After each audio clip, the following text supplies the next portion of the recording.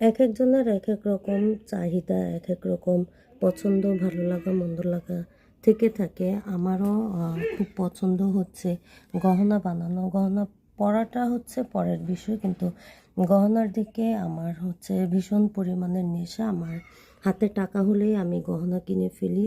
তো এই গহনাগুলো আমি খুব শখ করে বানিয়েছিলাম বা রেডিমেড কিনেছিলাম। অনেক শখের জিনিস এগুলো আমার।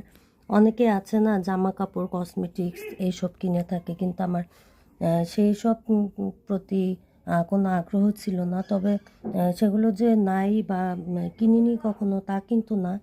গহনা হচ্ছে মেয়েদের একটা মানে কি বলে সেভিংসের একটা বিষয় থাকে। তো এগুলো আমি সেভিংসের জন্য রেখেছিলাম। আমার খুবই শখের এই জিনিসগুলো।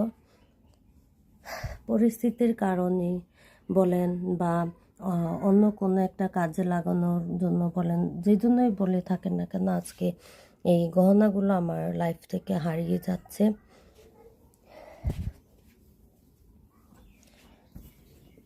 হয়তোবা এই গহনাগুলো আমার, জানি না, আমি আমার ভাষা হারিয়ে ফেলছি। আমি কথা বলতে পারছি না, আমার সারা শরীর কাঁপছে এটা ভেবেই যে এই গহনাগুলো আমার আর থাকছে না। তারপরও আলহামদুলিল্লাহ আমার যেগুলো আছে সেগুলো দিয়ে আমার দুই ছেলে বা আমার মেয়েকে আমি খুব ভালোভাবেই দিয়ে দিতে পারবো, ছেলের বউদেরকে খুব ভালোভাবেই দিয়ে দিতে পারবো। তবে এই গহনাগুলো আমার আর কখনোই পাওয়া হবে না, কারণ যেটা লাইফ থেকে একবার চলে যায় সেটা আর কখনোই আসে না। তো তারপরেও আমি বলবো আলহামদুলিল্লাহ, কিছু পাওয়ার জন্য কিছু তো হারাতেই হবে। আমি অন্য কিছু পাওয়ার জন্য আমি এইগুলোকে বিসর্জন দিচ্ছি। তারপরেও সব কিছু মিলিয়ে আমি বলবো আলহামদুলিল্লাহ। আল্লাহ পাক যা করে ভালোর জন্যই করে। হয়তো বা আমার লাইফেও ভালো কিছু অপেক্ষা করছে, সেজন্য এগুলোকে আমার ত্যাগ করতেই হবে।